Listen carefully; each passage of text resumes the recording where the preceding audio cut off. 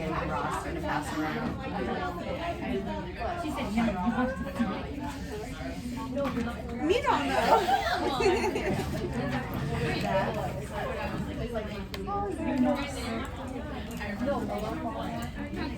Alright, hi everyone, it's 2 o'clock I think. We're going to go ahead and get started. So here's the plan. Yep. The plan for today is that we're going to spend the first app. Y'all ready to start? Okay. First hour of the day we're going to talk about hormonal contraception options. This will be a little bit of a precursor to your concepts lecture on contraception, which will talk a little bit more about counseling and include like your barrier and surgical methods of contraception as well. Then for the second half of class, we're going to talk about your uterine stimulants and relaxants. My graduate student this semester, Sonia, is going to be teaching contraception today. She uploaded her slides for you, and out of an abundance of grace, she provided her notes for you today, okay? So, she's a graduate teacher, she's provided you her notes, so everyone say thank you, Sonia. Thank you, Sonia. So the way this is going to work is Sonia's going to lecture. We have a couple little mini case studies that we're going to split up. Each group is going to be assigned one. You'll do those, and then there will be little mini case studies for the uterine stimulants and relaxants lecture as well that you'll complete, and that will be uploaded as your in-class activity for the day. I'm passing around attendance now, so go ahead and sign in if you haven't. I'm not sure if the black banding list made its way completely around in class earlier, so we'll pass it back around. Please make sure if you haven't filled it out yet that you go ahead and do so today for me. I would like to have those finalized by tomorrow. All right, everyone give this. I really would like to have an answer by tomorrow, but I'll pass it around one last time next week if you're still waiting. But eventually I do have to get it to the people who are like creating the program so they can go ahead and finalize things. All right, so I know that I have met a lot of you throughout the semester, but again, I'm Sonia, and my background is that I have a master's in clinical nurse leadership from the University of Maryland. I worked there for a little bit, like a year and a half on a vascular surgery progressive care unit, and then 3 years ago moved to Durham, and since then have been working in community health, first at Lincoln Community Health Center, and now I'm a case manager in home health. And I'm doing this certificate in nursing education because I love teaching and I want to, I hope to transition to academia. So before we begin, I wanted to just see if anyone had looked at the slides by chance, and if so, it's totally okay if not, but if anything stood out to you as interesting or something you're excited to learn more about. Okay. We have concepts today. We're gonna look at it. Yeah. No. I'm thinking about getting an IUD, so Exciting. it's cool to learn about things like that. Nice. Yeah, it's just really good to inform, so that's great. All right, anything else? Well, we will begin then. Okay, so there are lots of different types of contraception, and I know you're going to be learning about these in different classes. But first we have our behavioral methods, which include abstinence, which of course is 100% effective. There's also the withdrawal method and avoiding having sex during a woman's fertile period, but it's hard to do that perfectly, so those are less effective. There's the barrier methods like condoms and diaphragms, and then surgical methods like vasectomies, hysterectomies, and tubal ligation. And then there's the hormonal methods, which is what we're talking about today. All right, so here are all the hormonal contraceptive methods. Sorry, it's a little cut off, but there are oral contraceptive pills, the transdermal patch, the vaginal ring, the Depo-Provera injection, the Nexplanon implant, the intrauterine device or IUD, and then in emergency contraception. And we will be passing around these examples. It's really lucky that Dr. MacArthur has a bunch, so you can lay eyes on them and feel them and just get a sense of what they're all about. So it's really important to note that all of these methods are not going to prevent STIs. So women can be using these, but it's important to also counsel on the fact that they need to be using barrier methods. All right. So here we have kind of method of action, the expected pharmacological action. Hormonal contraception involves or contains estrogen and progestin, or progestin alone. And progestin is the synthetic form of progesterone. So the way it works is it'll suppress ovulation and create an inhospitable environment in the uterus. So to suppress ovulation, it's going to mimic the properties of naturally occurring hormones, but be giving them on a constant level as versus a fluctuating levels that would be natural. It suppresses the follicle-stimulating hormone and the luteinizing hormone, which prevents ovulation. So the follicle-stimulating hormone is what causes the egg to mature, and the luteinizing hormone is what causes the ovary to release the egg. So those are the ways that it suppresses ovulation, and to create an inhospitable environment in the uterus, it prevents thickening of the endometrium, which is going to make it harder for an egg to implant and grow. And then it thickens cervical mucus, which is going to kind of set a trap that the sperm will not be able to get through as well.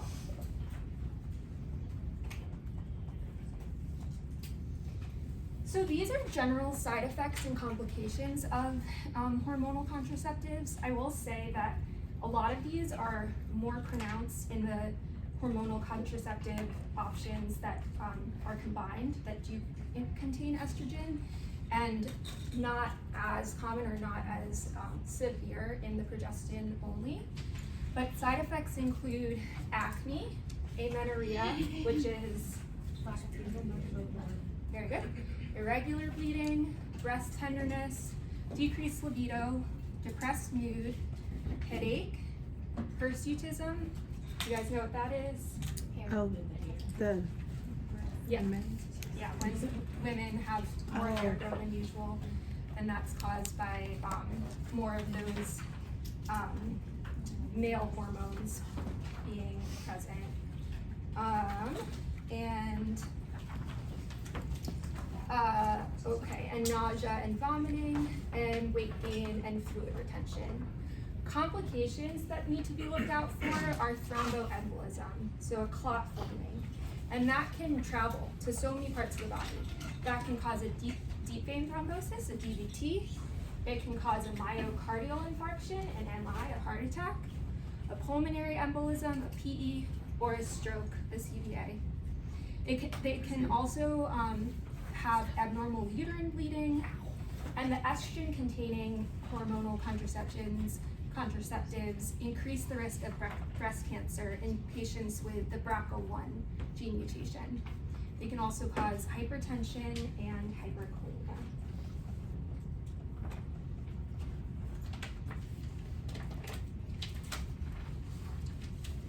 All right, so we're starting with OCPs, oral contraceptive pills.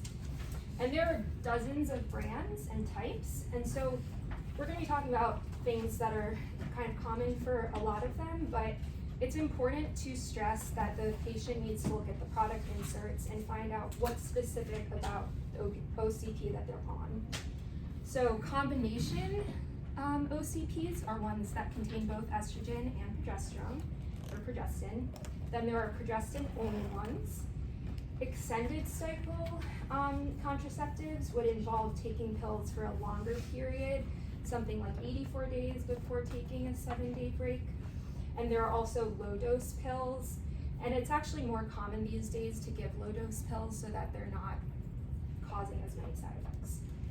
So the pill packs come in 21 or 28-day packs, and there's my example. There's a picture on the board of what that would look like. So as you can see on the picture, there is 3 weeks of the orange pills, and so those are the active pills, and then that 4th week is white, and those are the placebo pills. It could just be a sugar pill, or it could have some like minerals and vitamins in it. So I'll pass around this example. This one actually doesn't differentiate the colors between the 3 weeks and the 1 week of placebos, but you can just see kind of what it looks like in general. The pills are 92 to 97% effective. And a fun fact is that the O pill is a progestin only pill that was just approved by the FDA in the last year for being over the counter. So that's pretty cool for patients that can't make it to a doctor, that they still have this accessible to them. Is there an age limit where you stop offering women the pill? I think so. Dr. MacArthur, do you engage An in age limit where they stop offering it? Yeah. For the most part, once women hit menopause and their risk of, and they've been free of a period for a full year, then they're not gonna be offering contraceptive. And I think that the thing that Sonia will get to in a lot of her lecture is that many of these methods are used for things other than pregnancy prevention. There are other reasons why people go on hormonal contraceptives, whether it's to have lighter, less painful periods, whether it's to control acne, lots of different reasons. So there could be a reason why somebody that's perimenopausal would still want hormonal birth control, but generally that's like the point where you would see it prescribed less frequently. Hope that helps. Yeah, thank you so much. So like the example that's being passed around and the one that's on the board, those are 28 day packs. And that's helpful because every day the woman's taking a pill, she doesn't have to think. There are also the 21 day packs, which would have 3 weeks of active pills, and then the woman would just get pills for a week. But that does require them to keep track a little bit more. All right, so OCPs have lots of drug interactions. They can have significant interactions with all of these drugs. And then they do decrease the efficacy of hypoglycemic drugs and warfarin. And can anyone think about why they would decrease the effects of warfarin? What is warfarin trying to do? And so OCPs have this risk of developing thromboembolisms or thrombuses, and so they would kind of be working against each other. Alright, so this is an awesome mnemonic for symptoms of serious complications from OCPs. Again, these are a little more common with the combination pills that have estrogen in them. So we've got abdominal pain, chest pain, headache, eye problems, and severe leg pain with swelling of the legs and feet. And you can see that these four could be the result of a thromboembolism, like a heart attack or PE. The headache and the eye problems could be caused by a stroke, and then the severe leg pain could be caused by a DVT.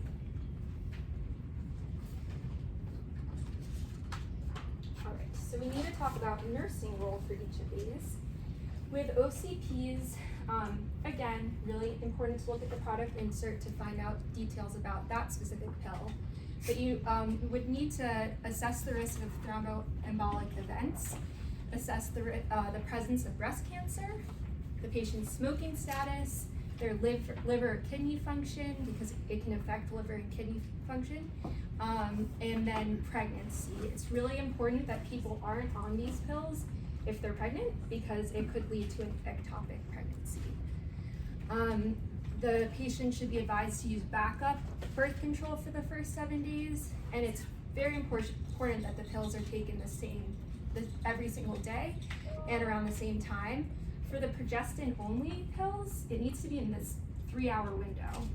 And so if they're outside that 3-hour window, then they're gonna wanna take the pill as soon as they realize they've forgotten, and also need to be considering using backup methods.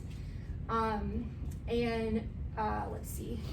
So educating on missed pills, like I said, using backup methods and taking it as soon as they realize. They have to do the same thing. If they've had vomiting and diarrhea, then they could be vomiting or having diarrhea that's getting those drugs out of the system because they haven't been metabolized yet. So you'd want to treat it just the same way as if a patient missed a pill. You want to educate about active and inactive pills, monitor for complications like we were mentioning on the aches mnemonic, and abnormal uterine bleeding as well. You want them to get regular blood pressure checks because some of the pills can cause high blood pressure. encourage the clients to quit smoking. So again, really important for everyone, but also for the OCPs that have estrogen in it, there's this really high risk of thromboembolism. So a lot of the combined pills have a relative contraindication for smokers who are under 40 and an absolute contraindication for smokers who are over 40. And then lastly, the surgeon, if they're gonna have surgery, a surgeon may advise them to stop birth control prior to the surgery. All right, anyone have questions? We're gonna move on to the transdermal patch. So I don't have an example of this, but just imagine a square sticker that a patient will apply to any of these 4 regions. And the example here is the ortho-evra patch. It's a combined hormonal contraceptive option, so it's releasing both estrogen and progestin, and it's getting absorbed through the skin. It's 92% effective as birth control, and some side effects. Again, we see this higher risk of thromboembolism, but it's a sticker, so it could cause local skin reactions as well. Yeah. You can't just put it anywhere. It has to be in those 4 specific areas. Like you can't put it on your playground or something like that.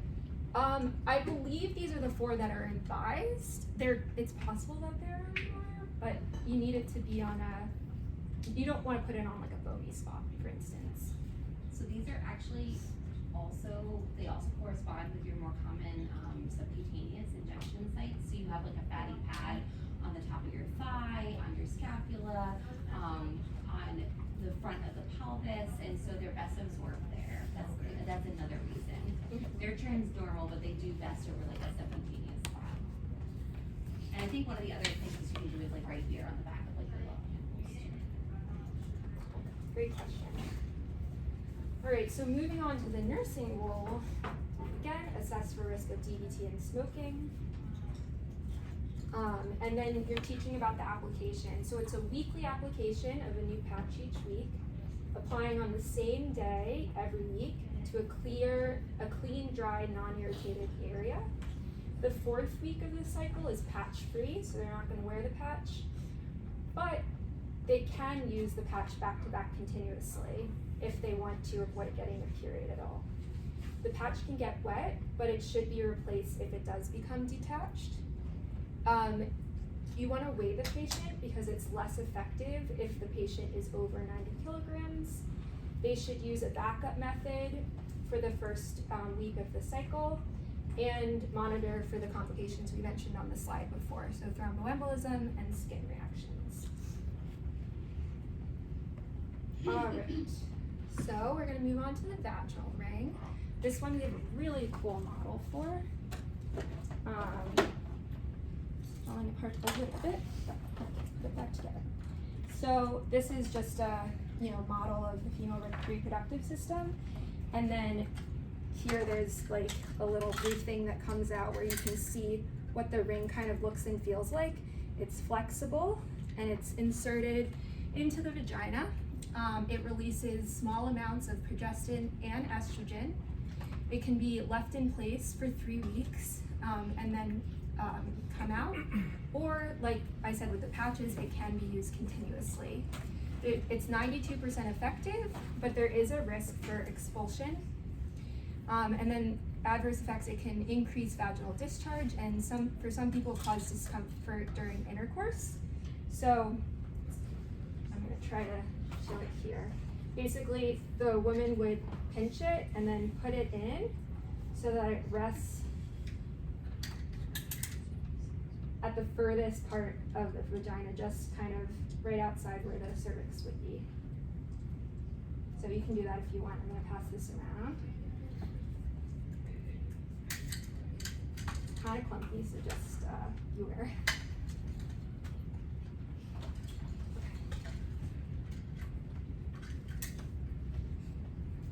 So nursing role for the NuvaRing. You need to educate about increased risk for heart attack and stroke, assess for history of DVT and smoking.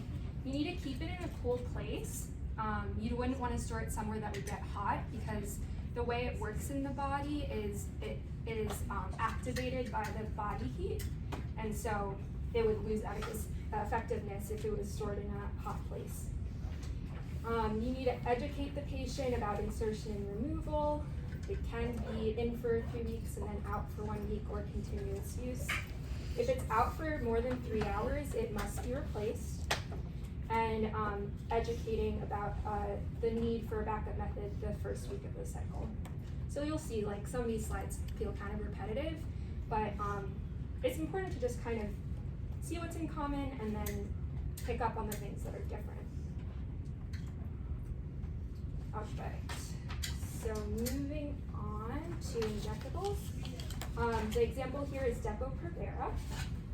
It's a progestin injection that can go in IM or sub-Q, and it has a decreased risk of thromboembolism because it's progestin only and it doesn't have estrogen in it. It's given every 12 weeks, so every 3 months. It's 99.7 effective, so that's pretty great. But some side effects that are not so great is it can cause decreased bone density, depression, weight gain, heavy and irregular menses, and hirsutism. After being on it for some time it can cause amenorrhea with continued use.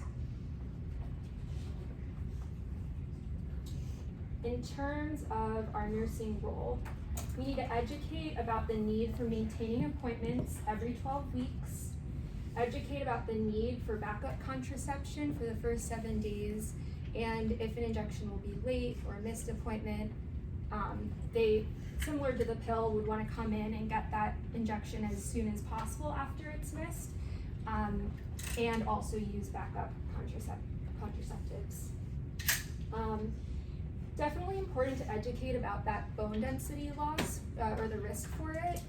You can educate the patient about increasing weight-bearing exercises, getting more calcium and vitamin D intake, and generally it shouldn't be used for more than 2 years because of this bone density issue. For younger patients whose bone density is better, they might be able to use it for more than 2 years. And educate that this is key difference. The Depo-Provera shot is something that could delay return of fertility for 6 to 12 months after stopping it. Okay. All right. So then there's the implant, the next one on. This model is really cool. It's the skin.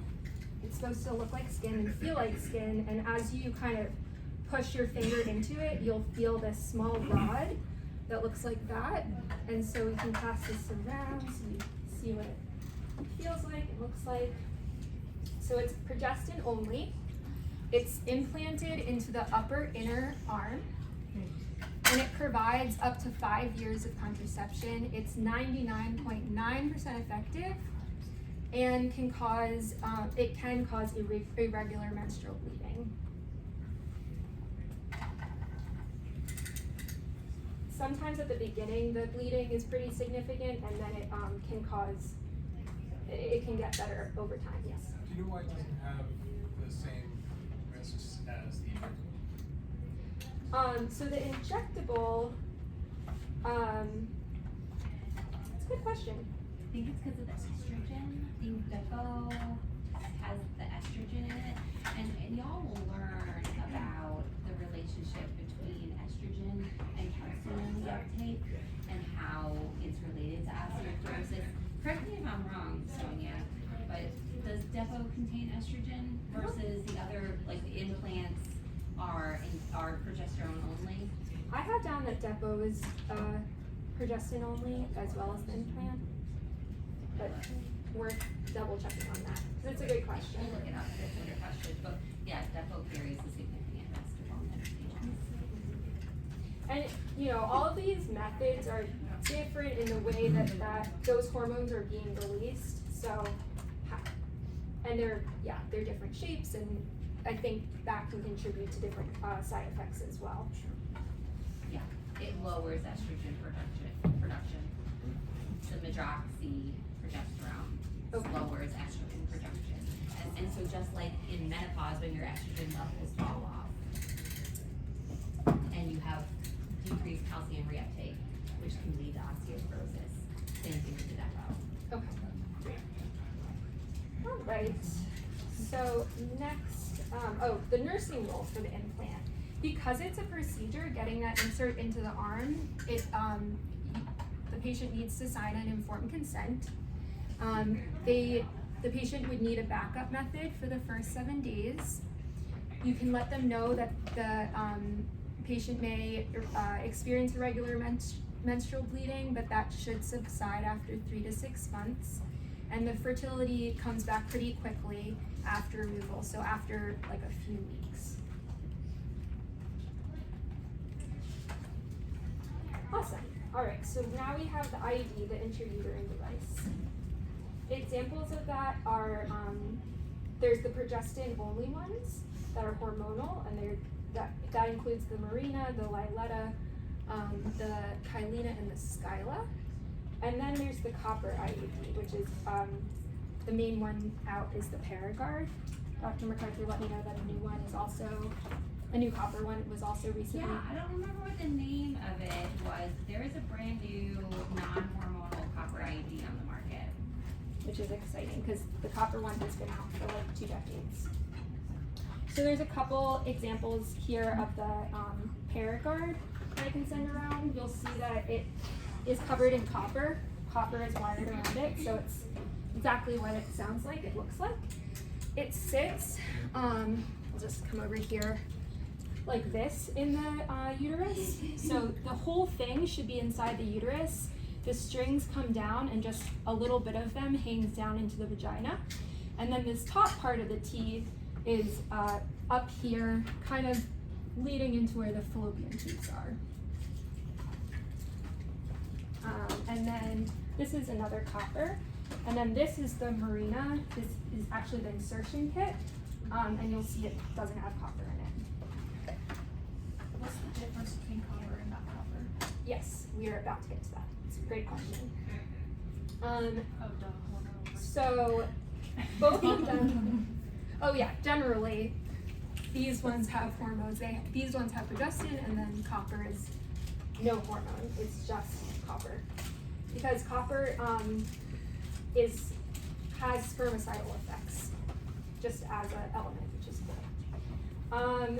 And so both of them are going to have spermicidal, they're going to create spermicidal environments. They're 99.2 to 99% effective, which is pretty great. They offer many years of protection, so between 5 and 10. Some of those can actually last even longer, but I think this is what the FDA currently has out. And then the risk, there's a couple risks. So one is expulsion. The IUD can just come on out. That often happens with women who have given birth before. And so their cervical os is a little bit more open and gives more of a chance for it to come out. I also learned from Dr. McArthur, it can sometimes happen with patients who wear Diva cups, and that taking it out is kind of like a suction, and it can come out that way as well. It's not super common, but something to look out for. Perforation can also happen on the insertion, the perforation of the uterus or the cervix. Ectopic pregnancy is also something to look out for. If the patient is pregnant or gets pregnant while she has an IUD, it's just like OCP is going to really increase the risk of the pregnancy happening ectopically. Do you guys know what it means by ectopic? Yes. We just talked about it this morning. No, can you explain? No. That would be awkward. Okay, awesome. Also increase the risk of spontaneous abortion and pelvic infection. So we want to concentrate on that pelvic infection as a risk that the IUDs have. The progestin IUD may eventually cause amenorrhea. It might take some months to get there, but often it happens for women after a couple months that they stop bleeding. So, what's the nursing role? Because it's a procedure, it requires informed consent. The patient may experience cramping, bleeding with insertion, irregular bleeding or spotting. The patient does have the ability to get pregnant quickly, after the removal of the IUD. She needs to be taught to check the strings monthly. So that means going up with a finger, making sure the strings are still there. And that's because you need to make sure that the IUD hasn't come out, and also that the IUD hasn't migrated or the strings haven't gone up into the uterus. If she doesn't feel her strings, she should go see a provider to check what's going on. And educate on reporting signs of expulsion, infection, and pregnancy, especially ectopic. And then educating the signs of a pelvic infection. So the signs are going to include pain, tenderness in the lower abdomen, unusual, purulent, and malodorous discharge, and fever. Okay, so our last section here is emergency contraception. So we have here an example. This is what the box of one-step Plan B looks like. A person would want to use emergency contraception after they've had unprotected sex, after they've had sex with contraception but it's failed, like a condom breaking, or after sexual assault. And the Plan B and another one called Next Choice are progestin only. They're effective if the ovulation hasn't occurred yet. These are only accessible over the counter to patients that are over 17. So if a patient who's younger than 17 wanted it, they would have to go see a provider. And it reduces the risk of pregnancy by 85% if it's taken within 72 hours of the unprotected sex. But basically the sooner the better. And the sooner they can take it, the better. Yes? Is it true that, is it true that this one is, because I use Ella, and apparently it's for like, if you're heavier, and y'all know I'm open book, and I was told that this one isn't as effective if you're like heavier. Yes, I'm glad you brought that up. I don't have it on this slide with the details, but from what I was reading, that is totally true. That a person would be more a candidate for Ella if they were heavier. And Ella needs to be prescribed by a doctor is another difference. All right, and then two other modes of emergency contraception, guys, thank you, is the Paragard. So there's that copper IUD again. That's the most effective type of emergency contraception. It can be used up to 5 days after unprotected sex by preventing fertilization. Obviously, it's going to last longer than the pills. A patient can also take high doses of OCTs. For the IUD, when you want to take it out, does the provider like just pull it out, or is there like a special way to take it out? It kind of depends on the patient. So I think like with patients that have given birth before and that os is a little bit more open, I think that they can just pull. For a patient that's been given birth before and they need the IUD out, they can just kind of pull it out. But for some patients where the cervix is like really constricted, they might have Misoprostol is Misoprostol. commonly used for insertion and removal on people who have never had vaginal delivery, but it tends to be easier to insert on a patient who has had a vaginal delivery before. Yeah. You definitely don't want to go in there and try to pull it out yourself. That could cause birth issues, for sure. All right, so the nursing role for emergency contraception, you want to teach about side effects. That's going to include nausea and vomiting, dizziness, fatigue, headaches, breast tenderness, irregular bleeding, and abdominal cramping/pain. Like we said, the pills need to be taken as close to the intercourse as possible. It has to be taken within 72 hours. It can be taken up to 120 hours later, but the effectiveness significantly decreases. And then if the person unfortunately is a victim of sexual assault, then the it is part of the nursing role to make sure she has emotional support and referrals if needed. Also, when a person is seeking emergency contraceptive, there needs to be a discussion of what type of regular contraceptive method they would like to have in the future, because we don't want them to continuously rely on the emergency contraceptives. Why?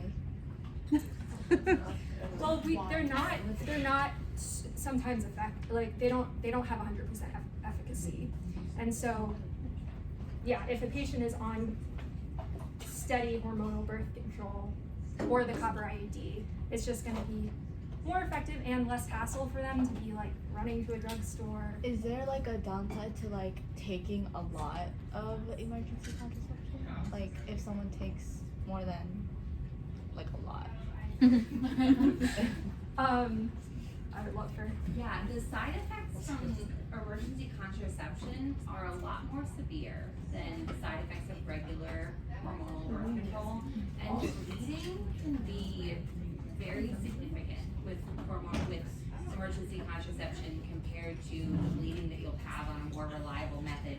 Also, the research shows that somebody who is using emergency contraceptive on a consistent basis oftentimes has other risky sexual behaviors that put them at high risk for things like assault, things like sexually transmitted diseases. We want to make sure they're getting counseling so that they can engage in sexual activity safely. Thank you. I was gonna say, I heard somewhere or saw that if you take more than like, and this could be completely untrue, that's why I was gonna ask if anyone else has seen this.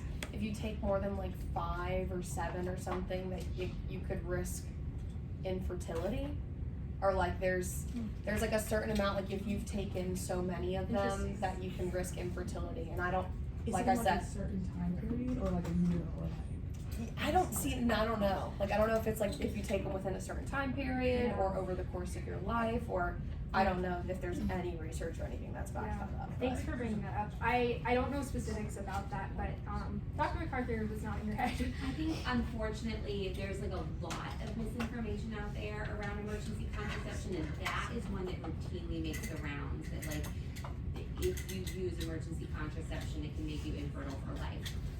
There are studies that indicate that, but they are flawed studies. Okay. Right, so that's why we teach you research, because we want you to distinguish between what's a research study that's done with fidelity, right? And these are results we can trust and that can be generalized outside of this sample of people. But I don't believe that there are any well-done studies that show that even excessive amounts of emergency contraception are tied to infertility. But the bleeding and the side effects from it are significant. We just want to make sure that people are armed with like the information and resources they need to have healthy sex. Yeah. So Plan B is you should only take Plan B or it's effective if ovulation hasn't occurred yet. What do you do if ovulation has occurred? That's a great question. Yeah. Pray. Pray. That's what I'm sure. Sometimes they'll still say take it, but there's a chance it's not going to be as effective. And it won't, like, once an ovulation and fertilization has occurred, there's nothing that it does to stop it. The purpose of it is to stop ovulation. Does that make sense? And so she would probably want to go ahead and get a pregnancy test in a couple of weeks to see. Yeah. If you take it and like infection is already occurred, does that harm the fetus at all? There's not really a lot of evidence that it will cause an abortion or hurt the fetus, but there's a chance it won't be effective. Question about the copper IUD. How does that work for like emergency contraception? Isn't that like something you get from the doctor? You can't go to the Yeah. and You then would have to go to you just kind of just leave it in like, okay, well, now this is going to be my contraception You would afterwards. probably leave it in. Yeah. Okay. After going through all that. Okay. Yeah. And that would become the patient's regular form of Okay. It's just easier for a guy to get seen. Thank you. I'm welcome to too. Alright, and then I think we mentioned this, but for patients that are using emergency contraception, they could be having, they're probably having unprotected sex, and you would want to just check STIs or advise them that they need to be using barrier methods consistently. Yeah. When you stop any type of contraception or like any of that, do your hormones usually go back to normal, or like what happens to your body after? Eventually, yeah. And so that's why on certain slides I said fertility will come back in a couple of weeks, or I think maybe one of them immediately, and then it was Depo that takes 6 months to a year. So that just shows that different contraceptive methods will get you back to your normal flow of hormones at different points.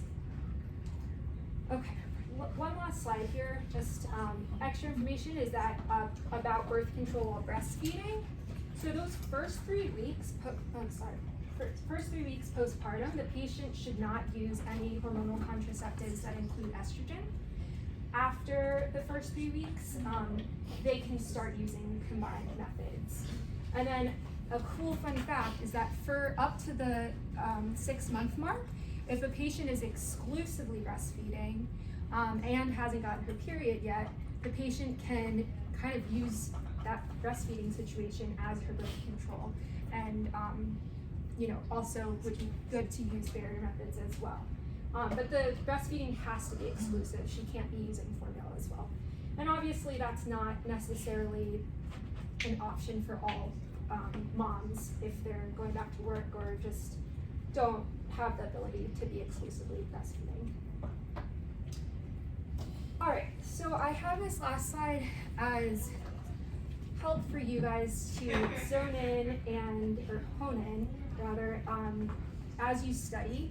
These are questions you want to ask yourself as you go through the slides. Think about each option and why somebody would choose one over another. Is a backup method needed for a certain amount of time? What is the person's personal reproductive goals? How about ease of use and length of time they want? Are they somebody who thinks they can reliably take a pill every day at the same time? Or do they want to think about it weekly with the patch, or once a month with the ring, or every 3 months with the injection? Or do they just want to set it and forget it and get an implant or an IUD? Think about the different contraindications, the adverse drug reactions or risks, the effectiveness, which ones are progestin only, which ones are combined, and what's the nursing role for each. And Dr. MacArthur has a great chart that compares all the different methods and information about all of them. But I know from when I was studying this material as a nursing student, I came up with my own chart, just kind of like took the slides and put them into my own chart so that I could have all this information kind of from my own studying. All right, does anyone have questions before we move on to the case studies?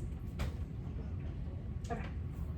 All right, so there's 4 case studies up here, and we're gonna split into 4 groups, so we can do these 3 rows, do question 1, these 2 can do question 2, these 2 can do question 3, and then these 3 can do question 4, and I'll give you about 4 minutes to get into groups of 2 or so and discuss, and then we'll come back and go over each question.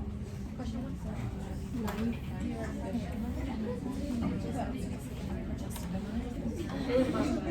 And then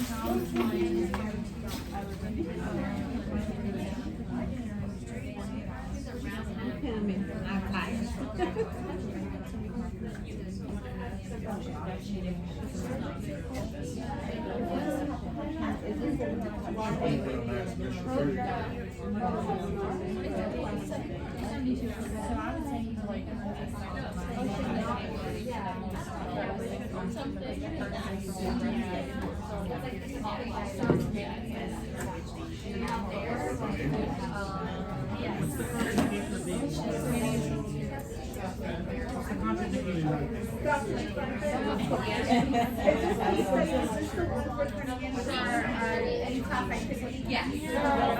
Yeah, so there's a Word document on Canvas, it just is under the unit 3, one of the units to overview as well as the assignment, you can use that as icon, or you can just type out a Word document and put the name of the people that work with and I will Yeah, so just for everyone to know, this is your class assignment. Hey guys, listen up real quick. You guys are going to be turning this in as your class assignment. So you want to take, sorry I didn't say that before, take quick notes in a Word document, or there is a document uploaded to Canvas. Yeah, one for the whole group is fine as long as everybody's names are on it.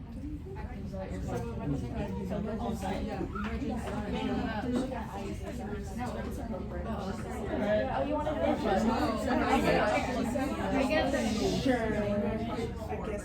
Yeah, these 3 rows.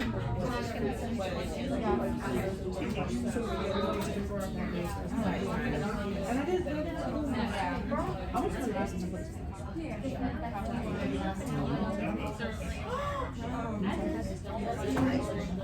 What?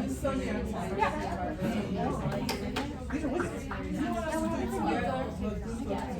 You can talk about it in groups of 2, bring it in and like consult with each other. Just one person. So one person is submitting for everybody, or Or maybe ask her if you're working in groups of 2.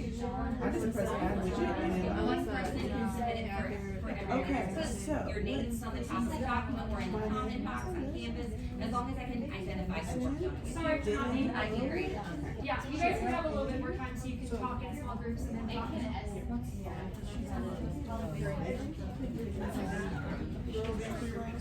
Okay, so we said Yeah, sorry. so you said it's good for like I know it's good for long.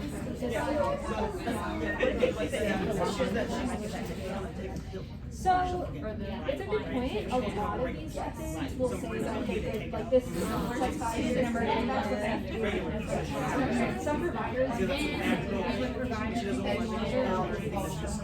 clinically has been okay for service, except for long-term sometimes. So I think there's increased effectiveness. Yeah. Past 5 years. but it has things just like would recommend like It's no longer yeah, but it's not like anything like that. Like we would recommend yeah.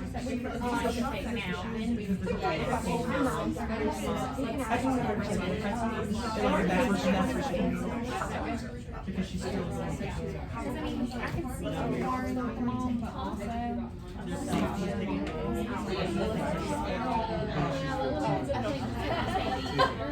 And that's what I'm talking about. Whoa. April. 6 months. Yeah, I don't feel like so. A master of air. I wasn't even conscious.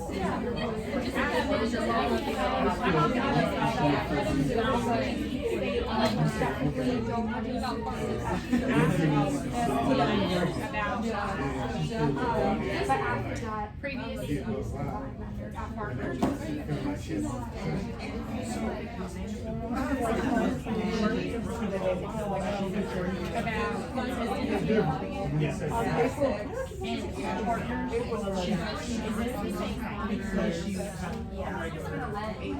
It has only like 3. Well, I guess you would You know, really sort need of to the have end of March. I've always, I got him to rest. So what if I got a report for like how to figure out the little midnight?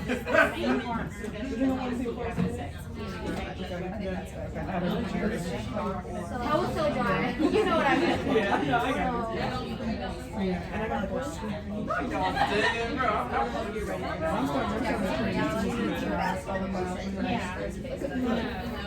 There's another part.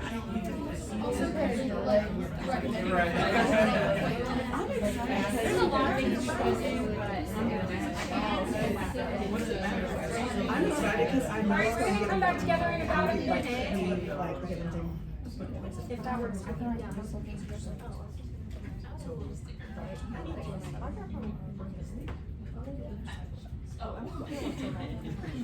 I'll turn it in.